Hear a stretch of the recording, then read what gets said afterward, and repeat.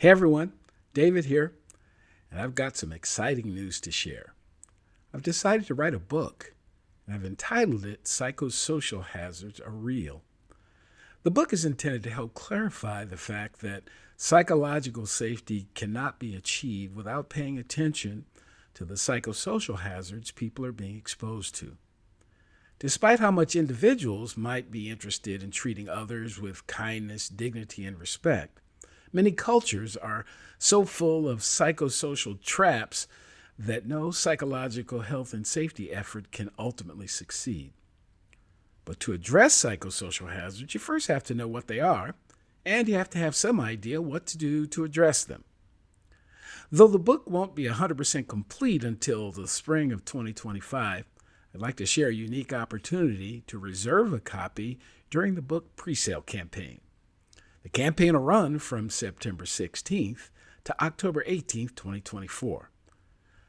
This will be an opportunity to get one of the first copies of the book, tickets to the book launch event, and other opportunities to learn more about psychosocial hazards.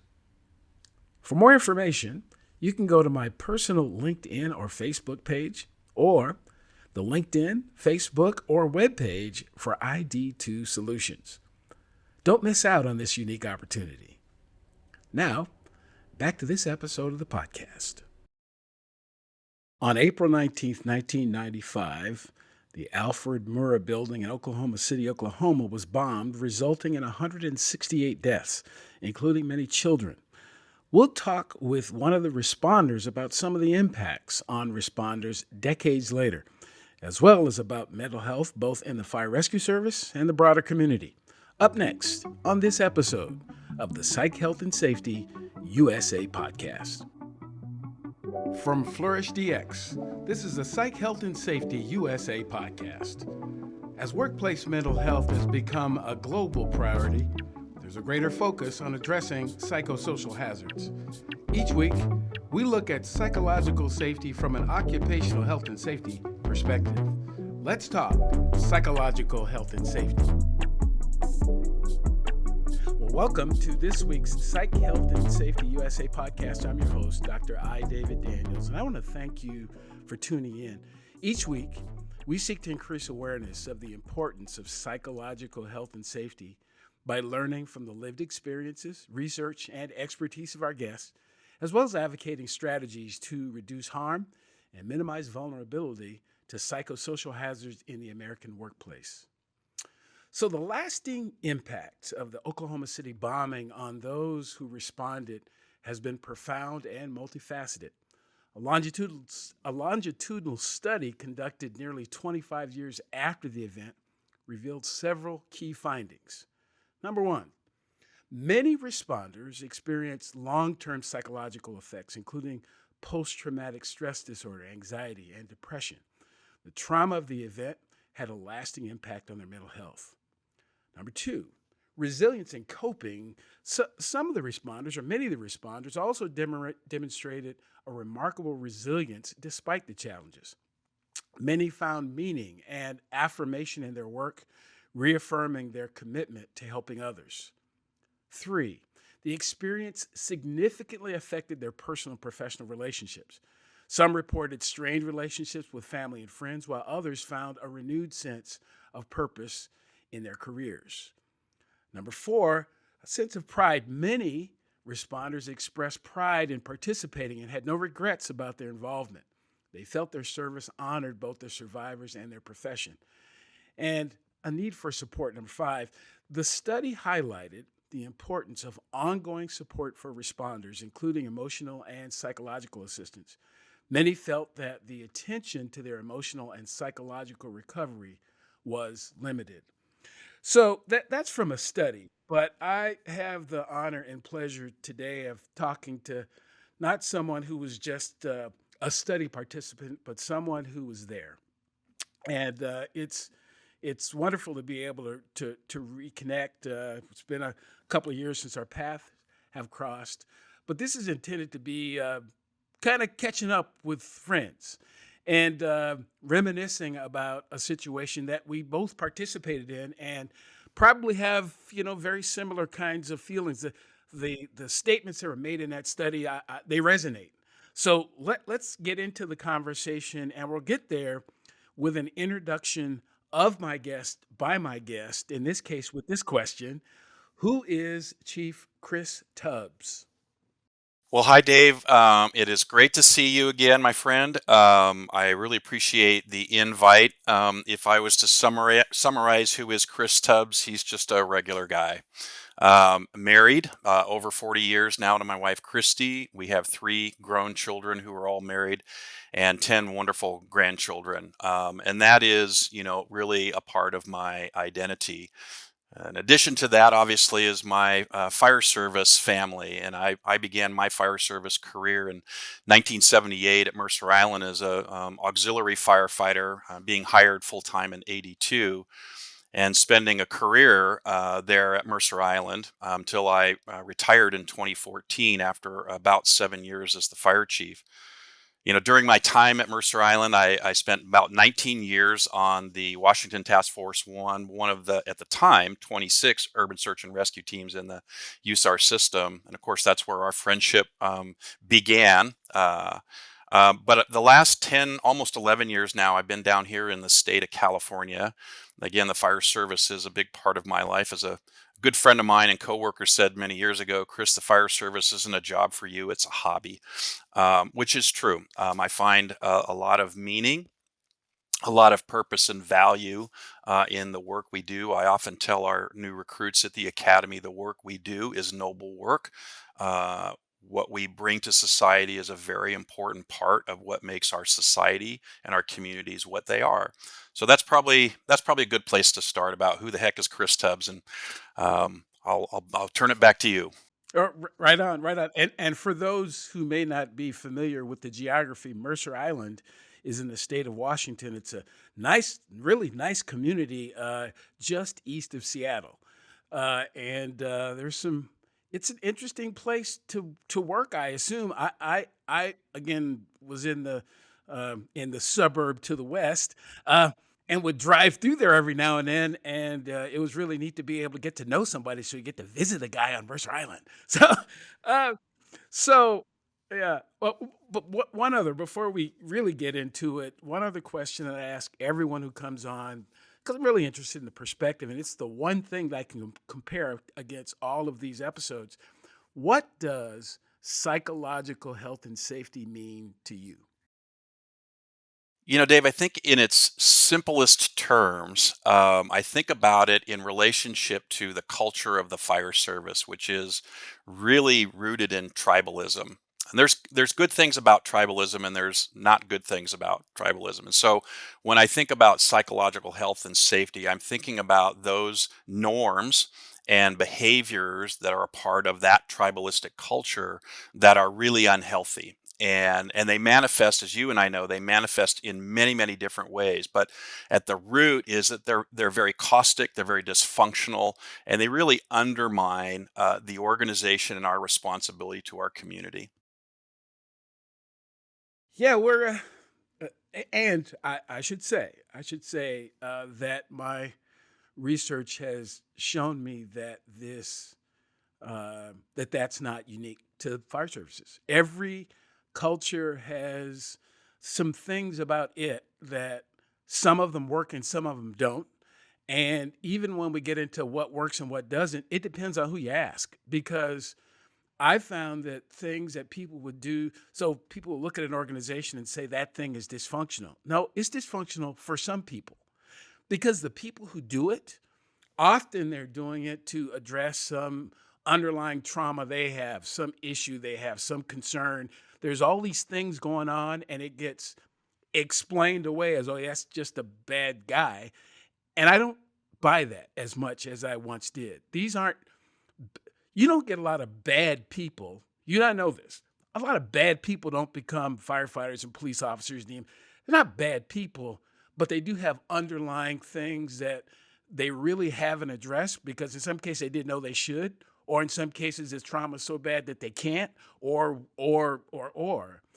And so I again with therapy over the years, have become less judgmental of the people and more judgmental of the culture itself, because these jurisdictions hired these 18, 19, 22-year-olds, brought them into these organizations, and told them a lot about dragging hose and throwing ladders, but didn't talk a whole lot about some of the emotional pieces.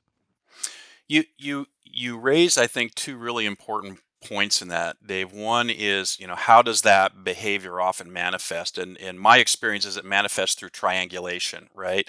We see this social dynamic where you have a rescuer, a persecutor, and a victim. And oftentimes the catalyst for the behavior is the rescuer. And you have to find yourself asking the question, why is this individual creating an unhealthy environment by identifying who they believe is a persecutor, and they're doing something of harm, and then they're rallying victims who oftentimes don't know they're victims, but they're then told they're victims by the rescuer, right? In order to create whatever change or influence the rescuer is seeking. At the Naval Postgraduate School and the master's program, one of the things that we spend some time talking about is the value of appreciative inquiry, right? And this idea that you're touching on, which is really digging to the root, not sort of making this surface assumption that these are bad people.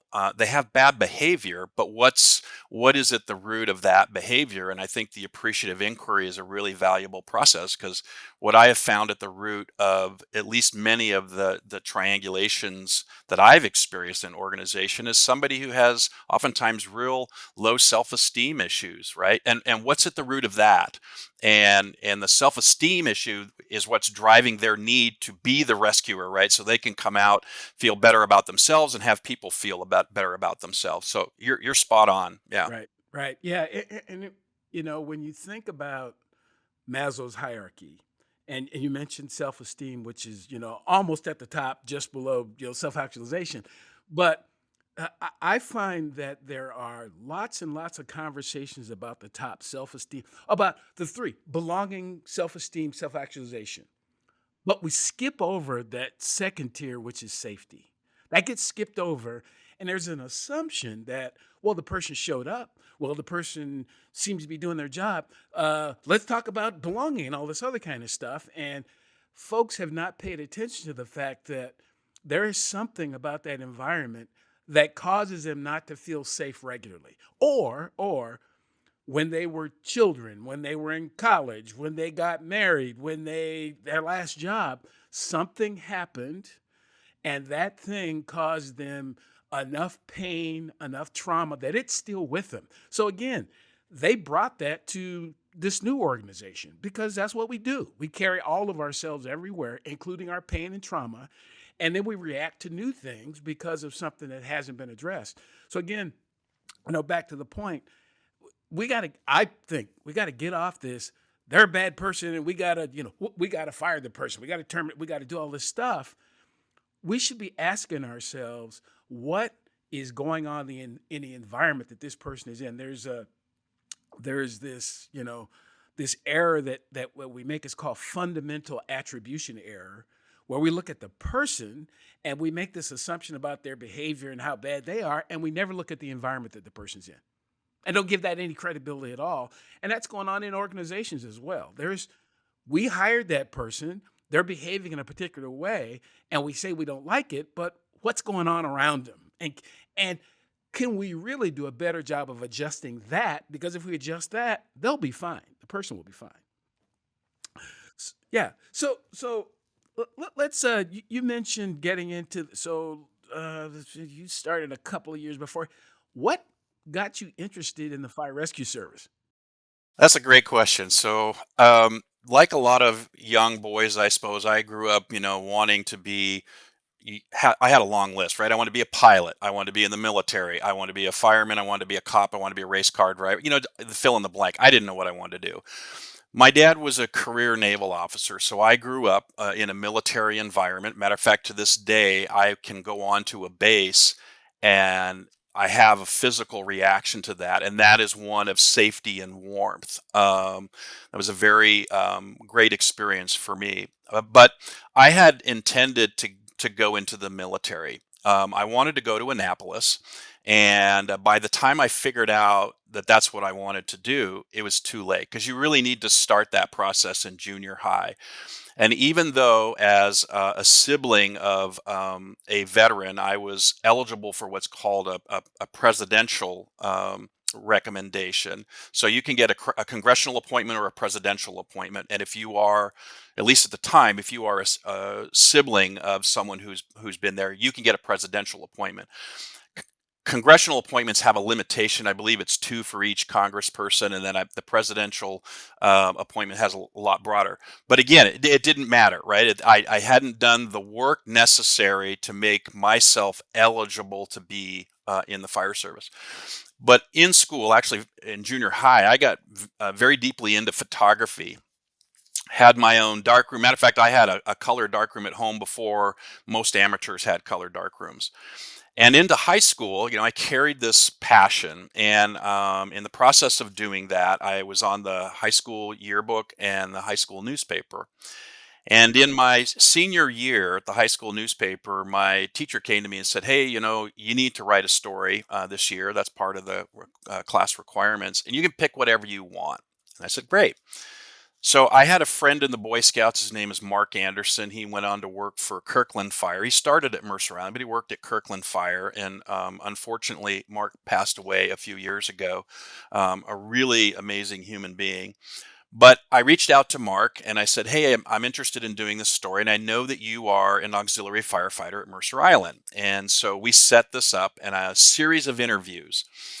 And in the course of doing these interviews, one of his crew members, an individual named Elizabeth Eady, who went on to serve with Seattle PD for a full career, ironically, Elizabeth said to me, "You should think about joining. We're always looking for people." And I'm thinking, looks pretty cool. Why not? So I put in an application and I went through the hiring process at Mercer Island for the auxiliary firefighters, and I was hired. Myself and another guy named Dave Owings. And it very quickly, something very unique happened and unexpected. And that was, it was like a light bulb, like an epiphany. This is what I was put on this planet to do. This is what my purpose is. Now, at the same time, I had already begun the process to enlist in the Navy. And I had my ASVAB test, my A school, my boot camp date. My recruiter was salivating, waiting for my signature. And when I let him know that I was not going to sign that contract, I worried for my life, quite frankly. He was not a happy guy, but it was the right decision for me. And so that began, really, Dave, my path into the fire service. And the more time that I spent in it, I felt like I wanted to learn everything about it. There was everything about the fire service that I loved. I loved the people. I loved the camaraderie. I loved the equipment. I loved the physical challenge. I personally am one who enjoys firefighting, the actual, not only the strategy. You get older on, you're more interested in sort of those things, but tactically, right?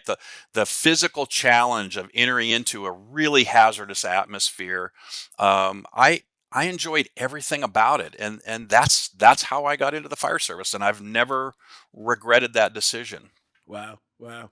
There's just so many corollaries. I also was with the school newspaper and the yearbook in high school as well. So didn't turn out to be a journalism student, but I really enjoyed it. So talk to me a little bit, about. Yeah, so you've been now a fire chief for a while, and active across the state of California and across the country. There has been a growing conversation about just the state of mental health, behavioral health in the fire rescue service. I'd say this is probably one of those areas where the fire service wasn't behind everybody else, because this behavioral conversation has been around for, oh yeah, 10, 15 years pretty easily, maybe more, probably as long as 20. But it's really become supercharged, in the aftermath of the pandemic, and so many conversations in the community about it. What's your assessment about the state of mental health in the fire rescue service in general? It's your view. Yeah, I would agree with your statement. It's an area I think that the fire service embraced very quickly. We had from the very top of our nation's fire service. So we're talking about the International Association of Firefighters, the International Association of Fire Chiefs, the U.S. Fire Administration. A lot of the leading, if you will, fire service agencies or entities very quickly realized the importance of this and came together, and still is. This became an initiative all the way down to the local level. So, in the state of California, as an example, the California Professional Firefighters Association, which is the equivalent of the Washington State Council of Firefighters in Washington, right? The state association for our labor folks. And then the California Fire Chiefs Association, which I served on, for 3 years in the president's role. We have a joint labor management task force, and that meets regularly and are constantly reviewing, sort of all of the evolution, if you will, in what we're learning about um, behavioral health, mental health, the resources that are available, and then together this task force works on making sure that we're putting out, whether it is the strategies and awareness campaigns, training, legislation. We work together on legislation, and then peer support network, right? How do we build out this framework that gives our folks down at the local level not only the awareness of what is available, but perhaps more importantly, how to get that access, whatever it is they might need, and the confidentiality or the anonymity they need in order to access the services that they need. And we know for our personnel, anonymity is a really important thing because mental health still has a stigma. And no one wants that stigma on them, and especially in our industry where even though I think we're doing a lot of good work, there is still a stigma in the fire service. If your fellow firefighters know that you're seeking mental health or you've had some sort of challenge, behavioral or mental health challenge, it, again, we're still tribalistic, right? And there are still norms, and there becomes a question in some people's minds. So this anonymity is really critical because it gives people permission and it gives them safety in seeking out what they need, right? We would, if I think about it in terms of physical health, right? If I broke my arm, I need to go in and get that fixed. But if I was afraid that everyone knew I was going in to get my arm fixed, they'd be like, "Well, can he carry a hose? Can he help us?" Right? That doesn't exist, right? You'd be the guys would be like, "No, no, you go into the doctor, get that fixed." But we don't treat the mental health piece the same way. We're on the right path. We're getting there, but we're not there yet. Right, right, right. Yeah. Again, it is. I find as I talk to folks in various industries, people tend to feel that somehow what's going on with them is somehow unique, that where it's so different from everybody else. And in this area, it really is the same as a country, as a human species. We have still spent a lot of time investing on making our physical healthcare system better, and our mental healthcare system just needs a ton of work, a ton of it. And a lot of it goes back to the point that you made about the stigma. And the thing that's interesting to me, I and I make this statement often, I haven't done the research to back it up, but I still think I'm right. I don't believe that anyone can experience physical harm without first experiencing psychosocial harm. I just don't believe it. And I think in some cases it happens instantaneously. So take the example of the person who's X number of feet in the air and they fall. The yelling is the psychosocial harm before the terminal, the terminal impact with the ground. Their brain is telling them this is bad, this is gonna hurt. And it happens almost instantaneously, but your brain is telling you that something is wrong. And we've somehow tried to separate those two things. And I think that attempt to separate has made things worse because we tell people, oh, don't worry about how you feel. Just push through it. Just keep doing it. I know it, no pain, no gain, that type of nonsense, which is okay if you're kind of working out right. But it's just not, I think we've taken it too far. And our brains are telling us there's something wrong about this. There's something that is out of place. And we tell each other, we tell ourselves, don't say anything about it, because if you do, there's something worse that's going to happen. And that's just not the case. It's Yeah, not the case. I think too, David. A couple other things that jump out at me as we sort of extract this issue. One is that it's not monolithic, right? When it comes to individuals, people have different levels of resiliency, and they also have different triggers. And so the other piece that sort of goes in alignment with this is, right now a lot of our focus is on our firefighters, but our people are broader than that, right? I have folks in prevention. We have our dispatchers. We have civilian staff. And even if they're not on the incident, or even if they're not a dispatcher on the call, there is an impact to the team because the whole organization feels it.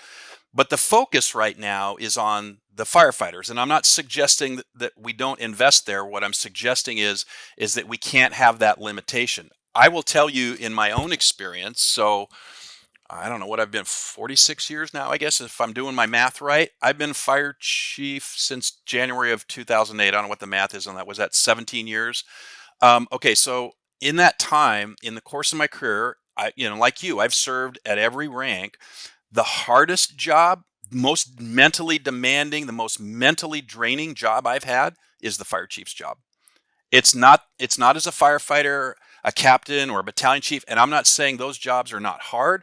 Nobody has any idea the demands on a fire chief, the stress that you carry, the work hours, and all of that, and you can't until you actually step into those shoes.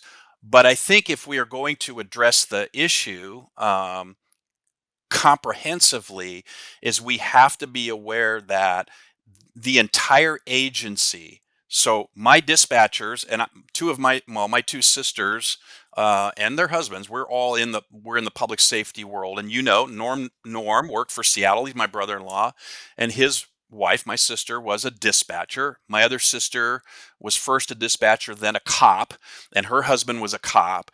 So my sisters as dispatchers would often share what that experience was like.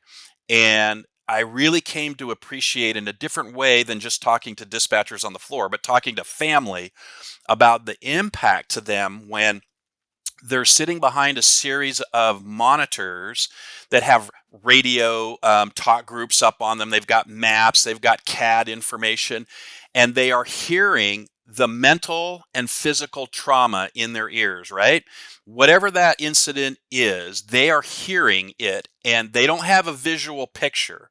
That can cause its own mental stress, but even more so, the fact that they can't do anything other than help direct resources and share vital messaging.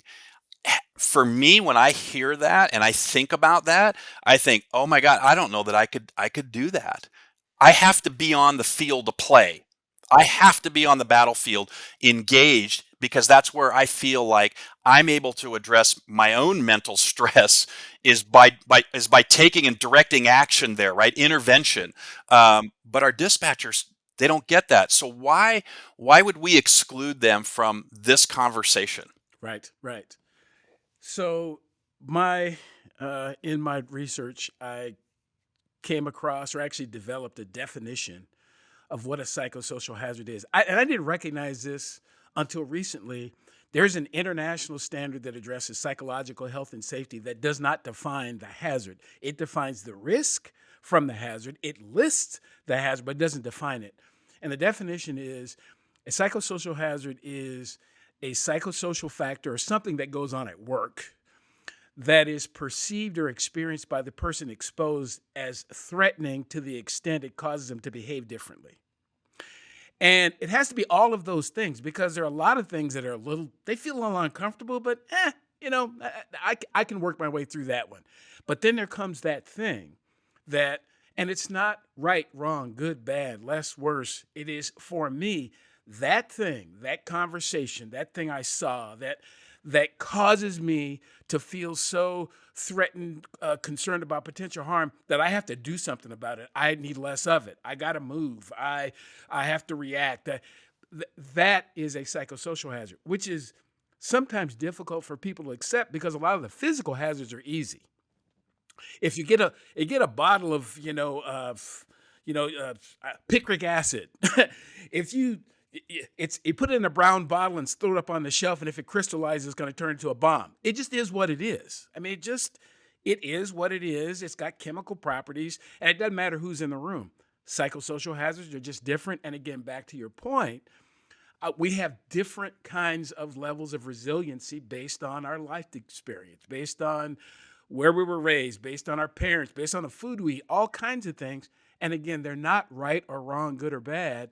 No one should be exempted from this conversation. No one, no human being in any organization should be shut out because we all have something that feels a certain way to us. We all do. We all do. We do, and again, another point that you make that I think is really important is, who we are is shaped by so many different inputs, right? Our life experiences, the environment that we were raised in, was it safe? Was it not safe? Both physically and emotionally. Our education, our generation, society's values, what's going on in society today. And we talk a lot about this at the Naval Postgrad School as well, social identity theory and those kinds of things about why are people the way they are. So, what's fascinating to me, so at the Naval Postgrad School, this is at the Center for Homeland Defense and Security. And obviously, one of the fields of study is terrorism. And we've got some great professors there that teach this.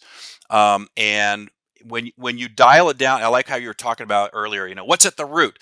If you go to the root of terrorism, we know that the definition of terrorism is using, physical violence to achieve a political end, right? And this gets to kind of what we're talking about is, so when somebody chooses that course of action and you study terrorism, what you find at the root of it is some form of an unresolved grievance. They have tried. And I'm not I'm not justifying terrorism because that is not the right way. But I understand the methodology at play here. I understand the mechanism that we're trying to interrupt, which is if a person or a group of people are trying to achieve some form of a change, whether that's a relief from something or whatever it may be, and they're trying all of these other ways and they're not working, then the only thing they may have left in their quiver is violence. And so part of what we look at when we're studying that is what were the factors that led to the creation of that. So we obviously we do a lot of study, about terrorism around the world in the Middle East, right? Like, where did Hamas come from? Where did the PLO come from? Excuse me, I got a little caught in my throat there. Where did those groups come from? I think the other piece that's fascinating, though, is when those groups form, even if there are opportunities for resolution, why do they not take them? And the reason oftentimes is because they create an influence, or they create a form of power, again, of influence, and they don't want to let that go. And they actually don't want to, they've lost their mission. They don't want to resolve the reason that they were created in the first place. They now have gone on to, other things, if you will. Power. What's the old saying? Absolute power corrupts absolutely, right? And I think that's a play. But I'm so fascinated by this idea of how our experiences shape us. So you and I, really good example. You and I grew up just across the lake from each other, right? You grew up in South Seattle in an area not quite as physically safe as the area I grew up in, right? And yet look at how, our lives have come together. We first met, of course, in Oklahoma, or a little before that, but spent a lot of time in conversation in Oklahoma. But your experiences have shaped you in a certain way, and my experiences have shaped me in a certain way. And there's a lot of commonality between us despite all of the differences. Yeah, and I just find that fascinating. Do you need more psych health and safety in your life? Then head over to the FlourishDX Academy for several free on-demand e-learning courses. If you're an internal professional, follow FlourishDX on Eventbrite to register for any of our free fortnightly interactive webinars. Our flagship professional practice program is also exclusively available for internal professionals. The 12-week course blends theory, applied practice, and interaction with other professionals through live lectures and a monthly community of practice session. Find out more about all these learning opportunities or inquire about a bespoke in-house training at the FlourishDX Academy.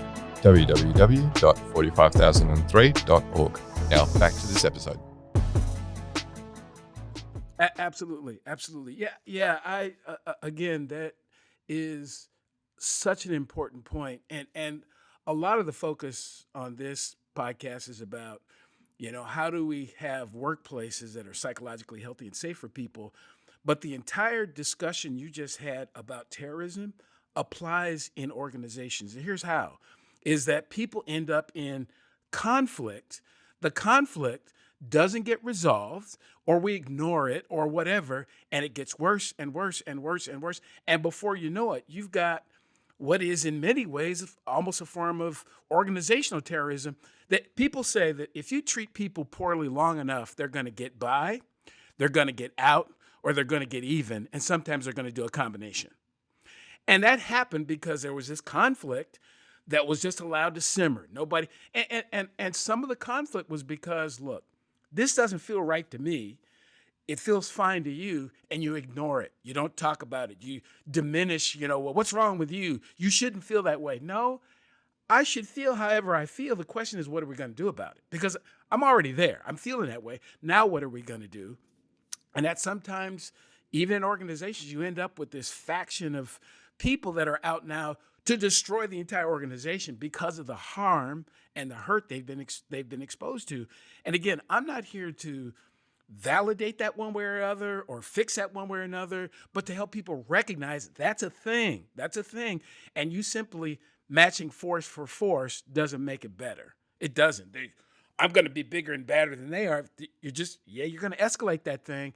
And then everybody loses sight of the real reason we're here in the first place. So again, another thing that your conversation brings up, and it gets us kind of to the heart of one of the other reasons why we wanted to get together, is on April 19th, 1995, Timothy McVeigh was feeling that similar, got to the point to where he felt like the only way to address my grievances with the world is to drive a Ryder truck in front of the Alfred Murrah building and, put some fuel oil and, stuff together and blow it up, basically.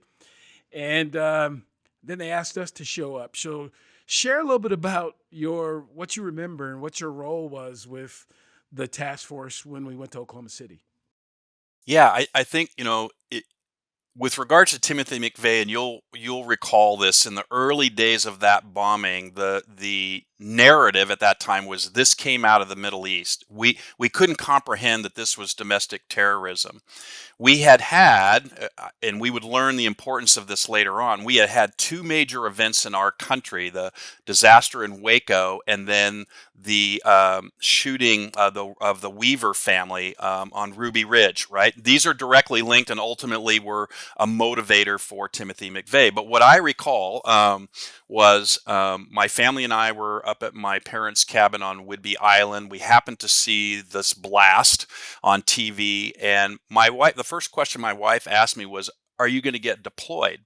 And I said, "No, they're not going to deploy Washington State to this." And as you recall, even though our USAR system had been around for several years, we actually had not, certainly in Washington, but most of the system had not been deployed to an actual event inside the United States, right? We had a team in Virginia that had international capability. They had been active. They're the only ones. But we had been deployed on training exercises to Alaska. We got deployed to Northridge, but we didn't do anything. We went down and sat on the airfield, and then we turned around and came home. So in my mind, I'm like, they've got teams in New York, the Virginia, all of the teams that we had in the system. And quite frankly, with 8 teams in California, that if they're going to pull from the West Coast, they're going to pull someone from California, just politically, the political clout. So a day or two later, we were returning, and as we're pulling into the garage, my phone rings, and on the call is Tom Thorson, who was one of our task force leaders. And Tom said, "You got to get down to Joint Base Lewis McChord. We're wheels up in 6 hours." And I'm like, "Oh," because as you know, we had requirements for deployment as part of the system.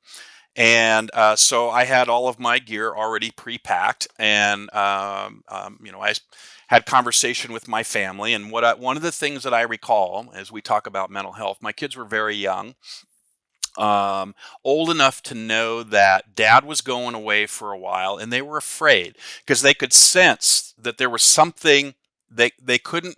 They didn't know what it was. They didn't know the context. All they knew was it's something big, and it frightened them. And so I remember having a conversation with my kids. I sat them down, and as we explained, my wife and I explained that this really bad thing had happened, and there were some people who have been badly hurt, and Daddy needs to go help these people.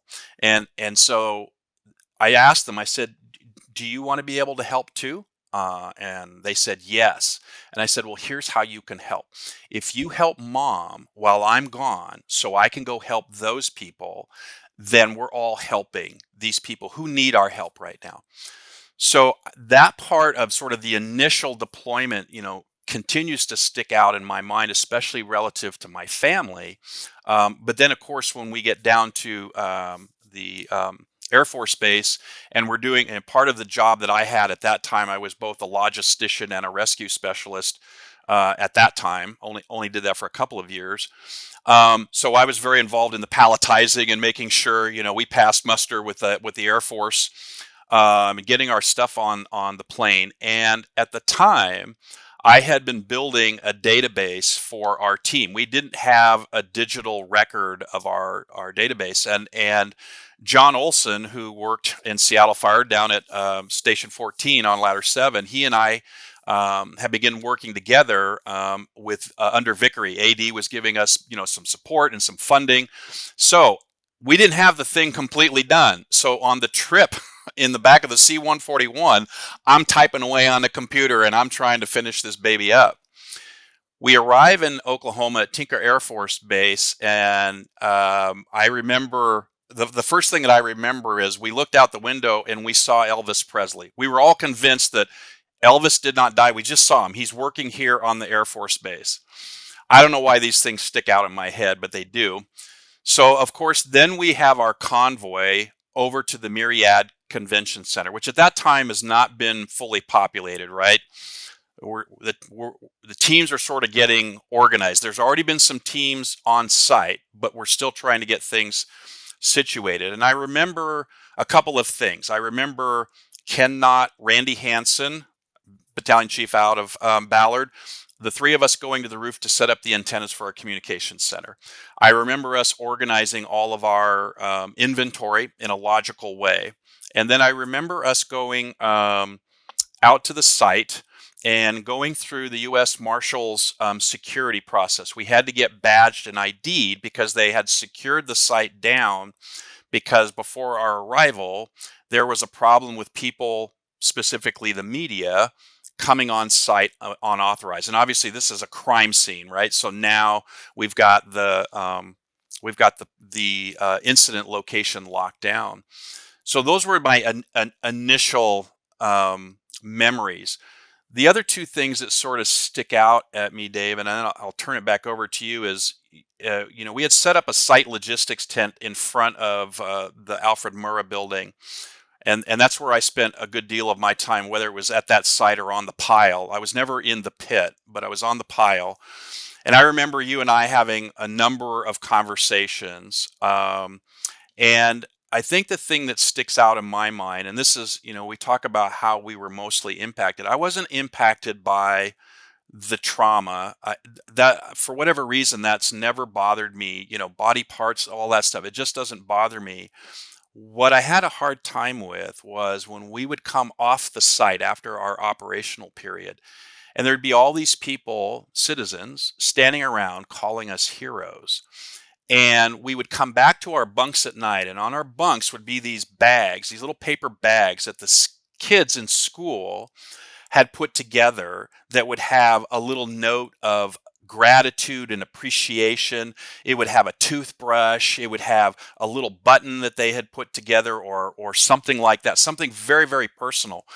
That still is a very clear and emotional memory for me, and in large part because it was really uncomfortable. I didn't go for recognition, and I didn't like that idea that they were calling us heroes, because in my mind, we were there to support the Oklahoma City Fire Department, the Oklahoma City Police Department, and Oklahoma overall. I didn't want any recognition. I just wanted to come in. Where do you need me? And that was obviously, that was the whole mission and the whole leader's intent, right? That we heard from the task force leaders is, we're not pushing people off the pile or out of the way. We're here to support them. And that message resonated all the way down through our task force. Yeah, I honestly, the impact for me, I honestly didn't feel it until a year later. I had an opportunity to go back to I actually took my wife with me when we went back for the 1 year anniversary, and we met some of the families of folks who had been lost. And I'll never forget this woman who, and I don't want to call their name wrong, but I still remember the name of these two twins that died in the daycare center as their grandmother. And my wife and I met this person, and again, this is a year later, and it's still just kind of like, whoa, whoa. There's some other parts of the deployment that I talk about in my book that I won't I go into a little bit more detail about that. But so tell me, you now you said that the experience has left a bit of it leaves some memories, but I heard, and this is something you shared with me the last time we were in the same space. So you are now the fire chief of the community just at the north end of the Golden Gate Bridge. And the Golden Gate Bridge has a really long history of people deciding to end their lives by leaping off the bridge. And I never forget, you were telling me that you all have been involved in a process to try to help mitigate some of that. So share a little bit about that. That's something I don't think a lot of people know. Yeah, and it's something, frankly, that we don't try to highlight. One of the missions of the Bridge District is to not do or say anything that attracts more attention, right, and more of that activity. But after a number of years of work and legislation, excuse me, funding was approved to create what's called a suicide deterrent net. And this was modeled after a bridge in New York that had a similar problem, and implemented this as a solution, and it proved to be successful. One of the things that the Bridge District did, and let me put a pause there. Let me just explain a little bit more about the Bridge District. So they are a government entity. They're a taxing district. They got a board of directors. And shortly after 9/11, the bridge operations manager, a gentleman by the name of Kerry Witt, had sort of an epiphany. And his epiphany was this, is he recognized that the bridge was a target for terrorism. And he recognized all of the agencies from the federal to the local level that had some responsibility with the bridge in some capacity. And none of us were talking, right? None of us were getting together. So he put together what was called the Golden Gate Security Coalition. And we meet every 2 weeks. And we talk about a number of things, whether they are upcoming events. We get a lot of protests and stuff like that. So coordinating resources, right? We talk about the deterrent work that we're doing. And over the course of several years, they were studying, obviously, the issue. And the bridge gets a lot of visitors. Just so for some context, my district, which is on the north side of the Golden Gate, we have a contract with the U.S. Department of Interior to provide services to the GGNRA, the Golden Gate National Recreational Area. It is the second busiest park in the U.S. National Park System. We get between about 12 and 15 million visitors a year. So again, this is it's the same number for the Golden Gate Bridge because they're right next to each other, right? So you have, 15, roughly 15 million people a year visiting this bridge, and they come from all over the world. And the bridge has its own police force, and the California Highway Patrol also has a presence out there. And there was a study, and if my memory serves me right, it was done in Berkeley. I remember reading the report a number of years ago, and the study was looking at the effect of intervention on folks who were considering suicide. And in a nutshell, my recollection is what the thesis found was on those times when you intervene directly when someone is at that moment in time actually about to commit suicide, if you intervene and you get them the assistance that they need, you direct them to the right resource, the likelihood of them attempting again is reduced over 85%. So if we think about suicide, suicide is a permanent solution to a temporary problem, right? It's an acute situation. There is a young man who jumped off of the Golden Gate Bridge and is one of the few survivors. And Kevin, you can find his video on YouTube. He does a lot of public speaking about this, and he shares how the moment he left the platform on the Golden Gate Bridge, he knew he'd made the wrong decision. And so again, this reinforces this idea of it's an acute moment, and it is prime for intervention. And they are actually looking for intervention. And so by virtue of this and what they learned about the activity on the bridge is they enhanced the bridge patrol staff.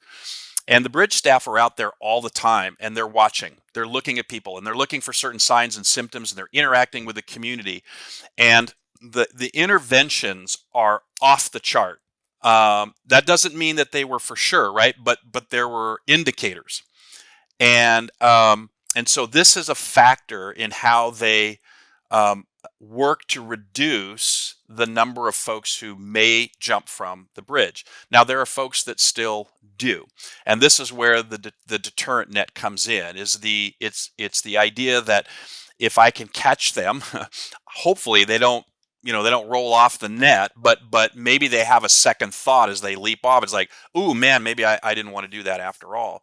And so again, it's an attempt, and this goes right to the heart of what we're talking about, right, is psychological health, is there is an acute moment, and they have decided that the only solution to this mental trauma that they are facing is to end it all.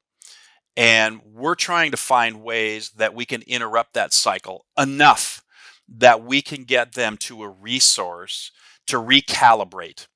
That's what that's sort of what is at play here. And unfortunately, the bridge is one of those places that attracts a lot of people for a variety of different reasons for that activity. Right.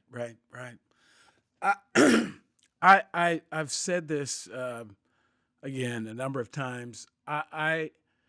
The ability or the opportunity to be able to serve in the fire rescue service creates so many other things that sometimes folks who haven't done it wouldn't know.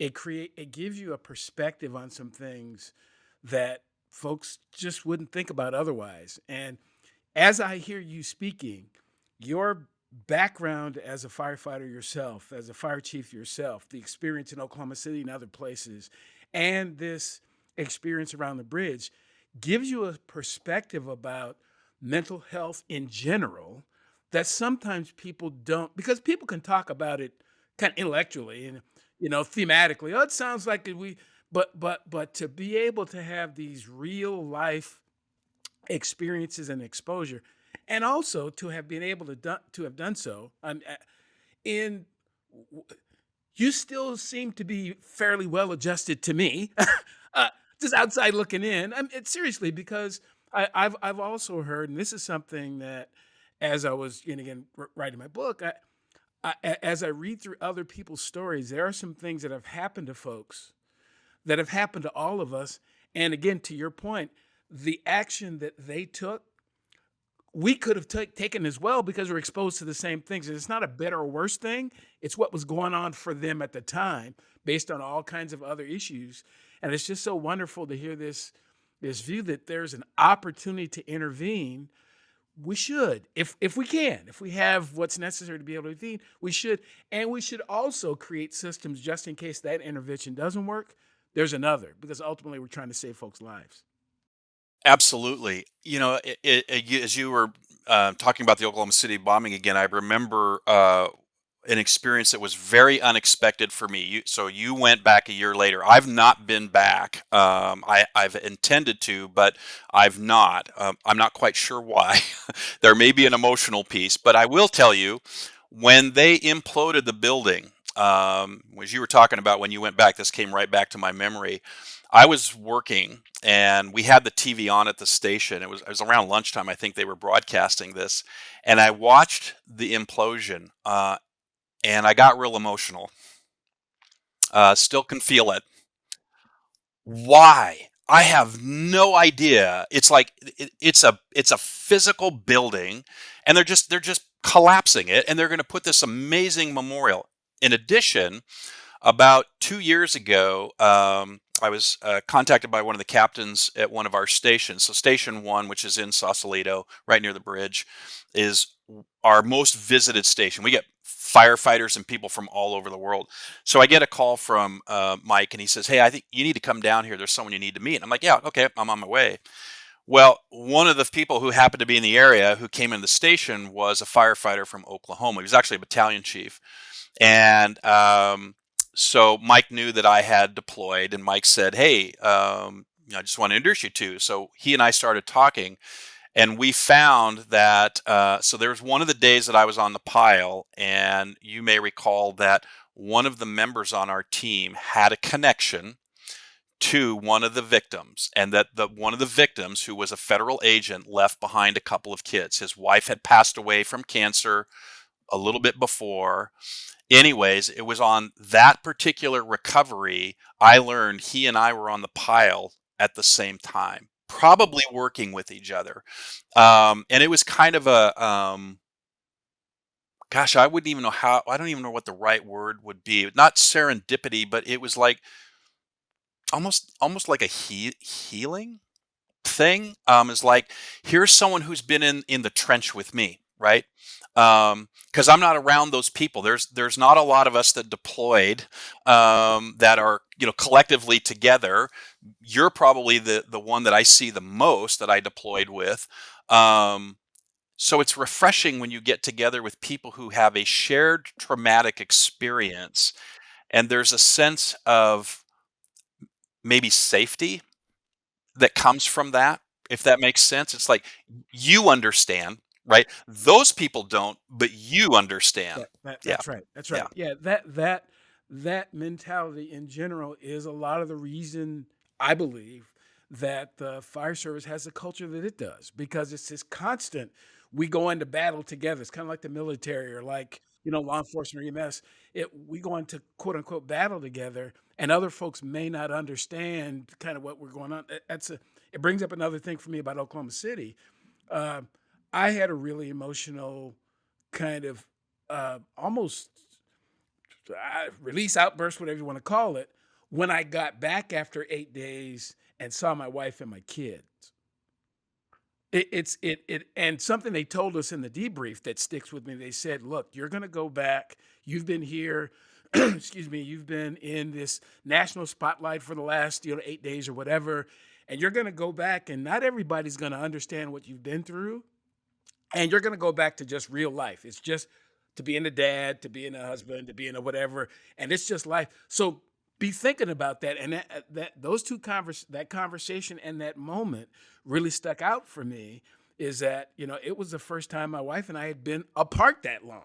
I mean, we just hadn't. We've been married for a number of years. My youngest son was 5. There's all these things that kind of come back, and they just, you never know when it's going to come up. They just have these little lingering memories that will pop up at certain times. And thankfully, on top of all the other things, I'll say this, and we'll try to wrap this up. I have not been to a memorial weekend at the National Fire Academy. There are too many names on the memorial that I knew. Seriously, I've told people that and I honestly, I don't think emotionally I want to do it. Don't see a reason to do it. Just for me, I 30 people that I work with, 30, either got killed at work or died from something that they got at work. So when I talk as a safety professional about safety, my view is a little bit different than folks who've never experienced that. I take it perhaps a little bit more serious than they will. I'm not saying I'm better or worse, but my reaction is different because of the things that I've been exposed to. And we all have different experiences, different things that go on for us, and they meet up at a particular moment. We respond in a particular way. Just, again, not good or bad. Not good or bad. I'm exactly the same way, Dave. A lot of those names that are on the various plaques out there on the campus, people I know, and I have the same feeling as I can't emotionally. I can't go back, and it's not out of disrespect for them. I think, when you were talking about the fire service, we have this unique culture that provides mechanisms for how we deal with the harm that we experience, the mental harm that we experience. And we all know about the off-color humor, the dark humor that sometimes exists. But it is this idea of it's a shared experience. And one of the things I've found in my own life is I'm always finding, I don't want to say humor in things, but I'm always finding moments where there was some humor, maybe unintended. And I'll give you an example in a second, where I find anchoring to that is healing. And so I give you an example. In Oklahoma, as you said, we went through this 24-hour downtime debrief, right? And you may recall we had the opportunity, and I think most of us, I did, we went out to the schools. And I remember being in one of the vehicles, and we had some local women who were driving us around. And I was sitting in a vehicle, and I think I was in the front seat. And the woman who was driving had an accent, and I mentioned to her, I said, "Man, I really like your twang." And she looks at me and she says, "Oh, darling, that ain't a twang. We don't have twangs in Oklahoma. That's a lilt." And I mean, totally unexpected. I didn't realize that there was actually a hierarchy of accents, and right, and I don't know why that has stuck in my mind, and I have always found humor in my lack of knowledge or awareness that there was this hierarchy to accents. And it was just one of those moments of humor. And I sometimes find myself going back and thinking about, in the midst of all of that trauma, here was this off, kind of out of nowhere moment that gave me something to laugh about. And I find that kind of nice, kind of healing. Yes, Yeah. yes, yeah. There is, in my view, no way to be really successful long term in any type of helping profession, whether it be, fire services, healthcare, psychologists. People are trying to help others without being able to find areas of humor, and also without being able to find relationships with other people who get it. And so as we conclude, I want to thank you for being one of those people, one of those human beings that it's just cool to have a relationship with. We don't get to see each other being on the East and West Coast all that often, but the extent to which it's kind of like I have a brother, we're Irish twins, and we cannot speak with each other for weeks or months. And when we speak, we just pick up like that. And it is a blessing to have someone like you who's that way. That it doesn't matter how long it's been, just pick up like it was yesterday. And so, any closing thoughts you'd like to leave with the folks who might be listening in? Yeah, a couple things. I mean, the first is to you, Dave. First of all, thank you for the invite and the privilege to be a part of this. And I feel the same way that you do. You and I are brothers from a different mother. We have a very tight friendship, and a couple years can go by, we can pick up the phone and it's like we just chatted 10 minutes ago. And that's something I have always valued and appreciated. The second thing I think I wanted to say and thank you for is the work that you're actually doing in this field, and it's not just about psychological health safety; it's about culture.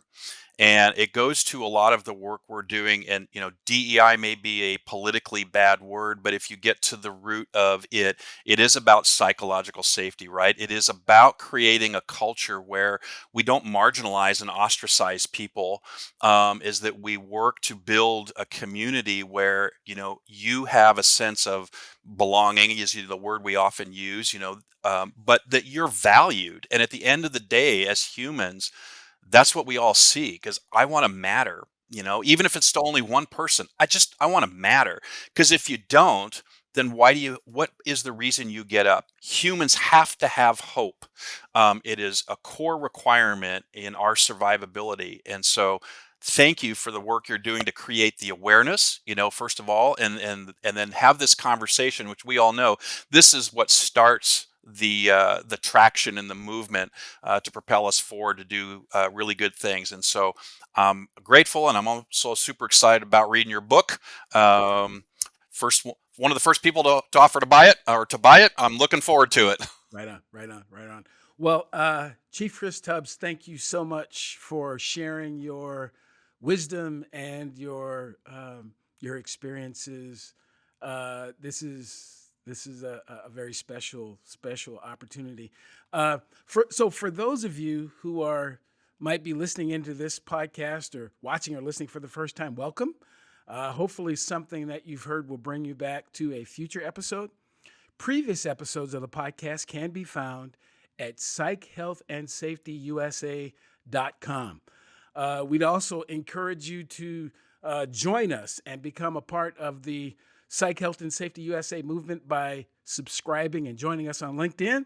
So please do look out for the next episode of the Psych Health and Safety USA podcast. It's coming your way soon. Thank you very much for joining us.